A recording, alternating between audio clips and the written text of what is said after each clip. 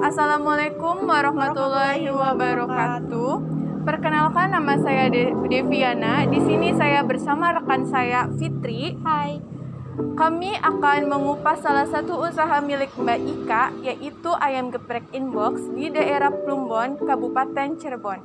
Video ini dibuat untuk memenuhi tugas kelompok 5 alat peraga edukatif mata kuliah mikroekonomi Islam yang diampu oleh Bapak dosen Haji Ahmad Munajim MM. Langsung saja, di sini sudah ada Mbak Ika sebagai owner ayam geprek inbox. Untuk Mbak Ika, kami persilahkan. Duduk, Mbak. Halo Mbak, gimana kabarnya Mbak? Sehat? Baik, Mbak, alhamdulillah. Ini Mbak mau nanya ya, untuk histori awal mula Mbak menggeluti usaha ini tuh seperti apa sih Mbak kalau boleh tahu? Jadi awalnya suami kena PHK karena ini kan lagi pandemi. Suami kena PHK karena awalnya ini kan lagi pandemi. Suami kebetulan kena PHK. Jadi nggak ada kegiatan. Terus ya, sedangkan kebutuhan tetap jalan. Anak-anak harus tetap sekolah. Kebutuhan rumah tangga jalan. Terus kebetulan saya scroll medsos tuh ketemu iklan ayam geprek inbox. Jadi awalnya karena pepet, the power of the pepet. Pepet ya guys. Iya. Mbak Ika, untuk motivasi Mbak Ika sendiri, kenapa sih punya motivasi harus membuka usaha ini, usaha ayam geprek inbox? Iya.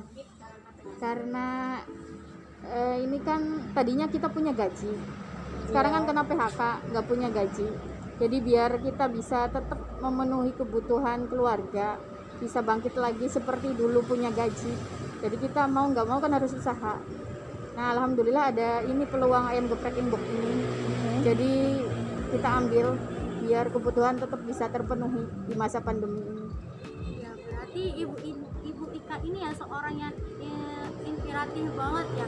Ya ini ya bisa juga buat yang namanya motivasi buat generasi milenial sekarang ya, kayak untuk mereka-mereka yang mungkin sedang di PHK itu berarti nggak boleh mengeluh ya, Iya, nggak terus boleh putus mencari yang namanya usaha yang lainnya peluangnya. Iya, Boleh tahu Ika ya, untuk alasan memilih usaha ayam geprek inbox ini itu apa sih, kan banyak tuh varian-varian yang lainnya gitu. Ayam geprek inbox ini pilihan sambalnya banyak ya Mbak. Kalau ayam geprek inbox ini kan pilihan sambalnya banyak ya Mbak. Ada 6 macam. Satu sambal ori, sambal geprek yang paling pedas. Terus sambal mata, saus teriyaki, terus saus keju, mentai, sama sal egg. Itu kan sausnya kekinian. Saus kekinian, sambalnya juga banyak.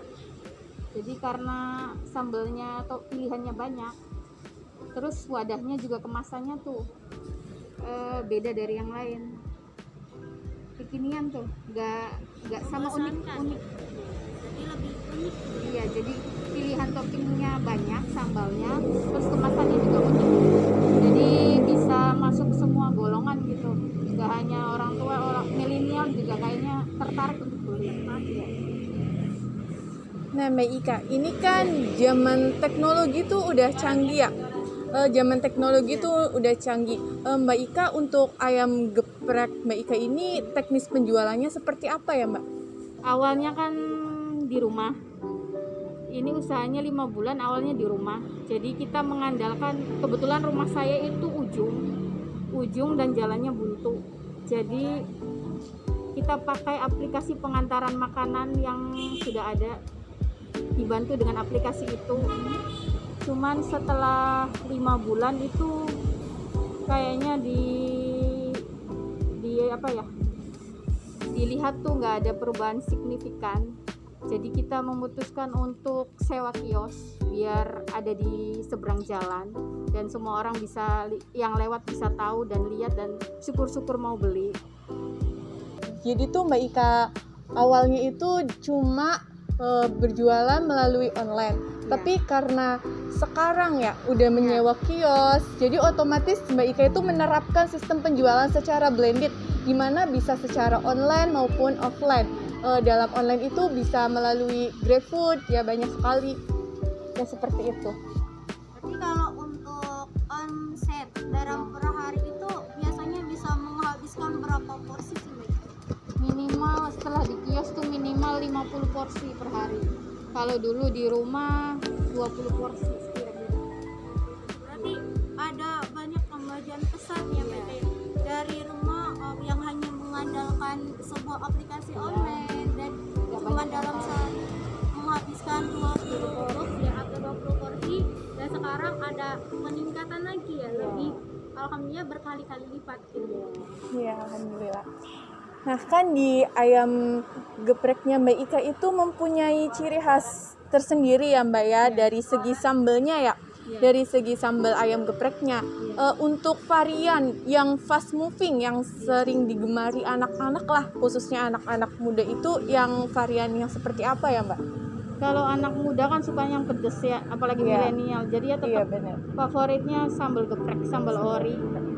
Sama kalau mau pedes di bawahnya itu, bawah sambal ori itu mata. Sama kalau nggak pedes teriyaki. Udah itu yang fast moving. Tiga itu yang paling lebih digemari oleh para masyarakat, terutama generasi milenial gitu ya. Iya. Kalau untuk tantangan tersendiri nih untuk Mbak Ika dalam menjalankan sebuah usaha yang saat ini lagi digelutin sama Mbak Ika itu seperti apa sih tantangannya? Tantangannya itu satu, ini kan ayam geprek udah banyak ya, maksudnya sebelum kios saya sama setelah kios saya kan banyak yang jual ayam geprek juga, jadi saingan. Terus ketersediaan bahan baku kayak minyak tuh kan kadang langka, itu daya beli ya, ulang kan Mbak? Jadi ini kan pandemi, tantangannya banyak kan yang mungkin yang senasib dengan suami saya kan kena PHK dan harus memulai lagi dari awal. Jadi tantangannya daya beli masyarakat kan cenderung menurun. Terus saingan kita banyak yang udah lama, yang duluan di sewa kios, kita kan baru ya, saingan banyak. Terus ketersediaan bahan baku, minyak kan sering langka, kalaupun ada itu harganya di atas 14.000. Sama ini kalau cabai naik, bingung mau naikin harga atau tetap porsinya dikurangin.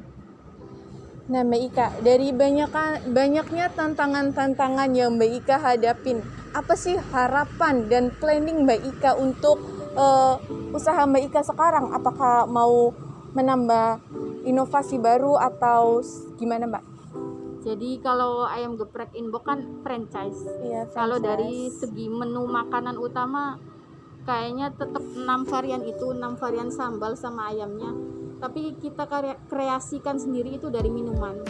Minumannya kan tadinya kita ada minuman kekinian yang kayak teh tarik, teh hijau Thai tea gitu. Iya. Terus Choco Silver Pin dan teman-teman. Sekarang kita mau ada lagi teh manis. Itu aja dari minuman kita kreasikannya biar nggak bosen. Berarti jadi tuh usahanya Mbak Ika itu benar-benar siap berkompetisi lah dengan usaha-usaha yang lain. Banyaknya varian-varian, terlebih lagi dari varian minuman yang mau ditambahin coming soon ya. Oh pura-pura bunyi. Aduh, HP aku bunyi nih, ada pesanan. Gimana dong? Iya.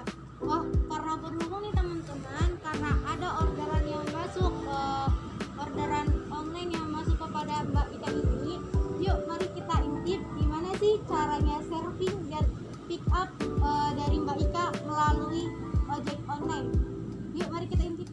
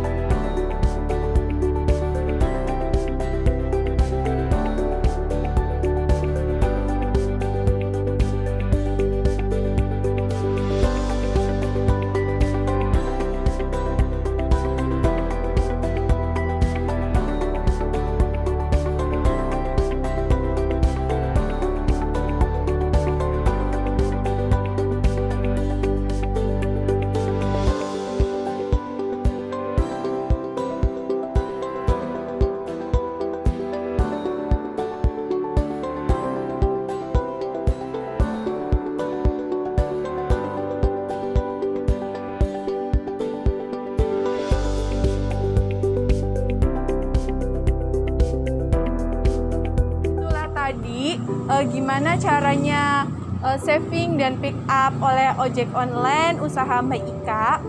Di sini kami berterima kasih banget sama Mbak Ika telah meluangkan waktu untuk sharing dan berbagi ilmunya khususnya untuk memulai usaha ya.